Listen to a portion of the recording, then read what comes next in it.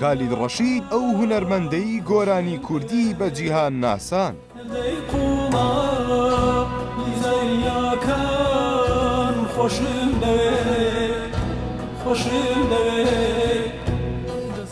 تکا دەکەین مەوەستە و گۆرانیمان بۆ بڵێ، نیشتیمان و عاشقانی شار چاوەڕێن بە گۆرانیەکانت عەشق زیندوو بکەوە، پێیان بڵێ منم عاشقم هاوار بە ماڵم.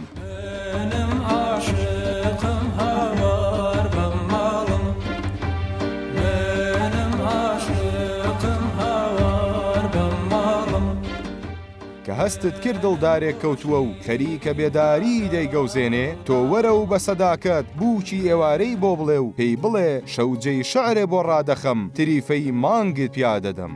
شەوجەی شێرێ بۆ ڕادەخەم، تریفەی مانگ پیادەدەم.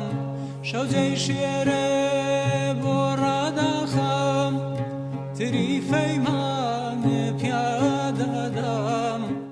مەوەستە و گۆرانی بۆ دایکی شەهیدان بڵێ، پێیان بڵێ لەو ڕۆژەوە لەگەڵمانی سبەینان خۆردرەنگ هەڵدێ، ئەستێرەکان چاوی دایکی شەهیدانن کەس دەسووتێن، وەرەوە و کچانی نیشتیمان چاوەڕێن، تۆ وەسفیان بکەی چاوەڕێن، پێیان بڵێ چاوی کچی ئەوروپایی گەرشینیش بێ خۆشم دەوێن، وا تێدەگەم شیرینترین چاو و سەوزترین چاو لەم دونیایە، تۆ زێڕەشی چاوی کچی نیشتیمانی منی تایە. وا تێدەگەم شیرینترین چاو و سەوزترین چاو لەم دنیایە، تۆزێ ڕەشی چاوی کچی نیشتیمانی منی تایە.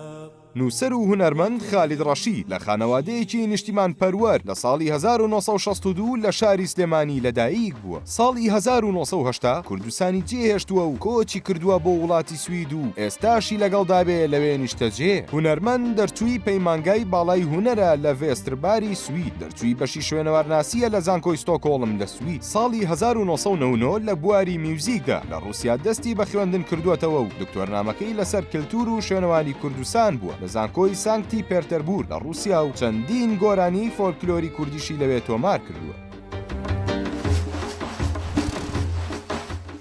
ساڵی 1996 وەکو سەرۆکی کۆنگرەی هونەرمەندانی کورد لە ئەوروپا هەڵبژێردراوە و دامەزراندنی ئۆرکێسترای نەتەوەی کوردیان پێسپاردووە. خالید ڕەشید هونەرمەندێکی خاوەن هەڵوێستە و لەسەر ڕووداوەکانی کوردستان بەدەنگ هاتووە و خاوەنی چەندین بەرهەمی نیشتیمانیە. خالید ڕەشید نووسەری دوو کتێبە بە زمانی سویدی کە یەکێکیان لێکۆڵینەوەیە لەسەر شوێنەوارناسی کرماشان و ئەوەی تریان باسی نیاردەرتاڵەکانی کوردستانی کردووە. لە ڕێگەی میوزیک و ئاواز و گۆرانیەکانیەوە گۆرانی کوردی بەجیان ناساندووە و شعری گۆرانیەکانی وەرگێردراوەتە سەر زمانگەلێکی وەکو ئینگلیزی و فەڕەنسی. هونەرمەند خاوەنی 7 ئەلبوم و زیاتر لە 50 گۆرانیە کە ئاوازی بۆ زۆربەی گۆرانەکانی خۆی داناوە و شعرەکانیشی لە شاعیرانێکی وەک عەبدوڵڵا پەشێ و لەتیف هەڵمەت و ساڵح بێچار، حەمە سەعید حەسەن و حەمە ڕەزا وەرگرتووە و خۆشی شعری چەندانە لە بەرهەمەکانی نووسیوە.